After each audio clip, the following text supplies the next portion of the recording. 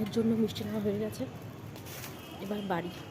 এই দেখো মায়ের জন্য মিষ্টি নিয়ে নিয়েছি, যেহেতু আমার জ্বর আর উপোস করিনি, অফিস গেছিলাম, যেহেতু মায়ের জন্য মায়ের দেখে চিৎকার করবে, মিষ্টি দেখে আদেই করবে কেন আনতে গেলে এসব ফালতু পয়সা খরচ করা।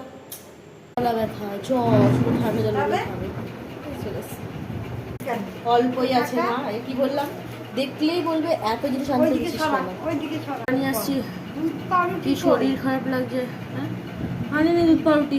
তবে কি খাবি? কিছু খাবো না, ভালো লাগে কিছু আমার খাবি জ্বর না? হয়েছে। যা। যায় হ্যাঁ তুমি পয়সা দাও পাউরুটি, আমার কাছে পয়সা নেই পাউরুটি। আচ্ছা যা নিয়ে যা একটা 17 টাকা দিয়ে।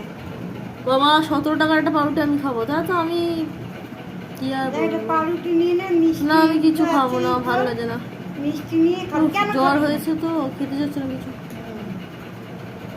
তুমি পয়সা দাও, তুমি যখন বলছো দুধ পাউরুটি খাওয়া কথা, তুমি পয়সা দাও।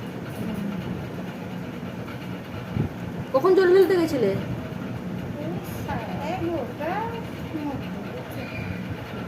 ফুল আনতে গেলাম। দুপুরবেলা কি খেয়েছো?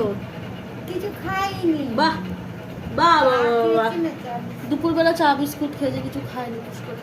কি যে এরা কোথা থেকে আসে এরা, আর আমাকে বলছে জ্বর তো দুধ পাউরুটি খা, আমি নিজে খাবো না। খাবি, পাউরুটি কিনে খা। আমি পয়সা দিয়ে জানি না। বুঝেছো,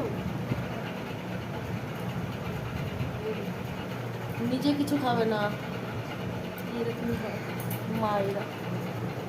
আমি মিষ্টি নিয়ে এসছি মার জন্য, খাবার না মানে যাবে কোথায়, খেতেই হবে।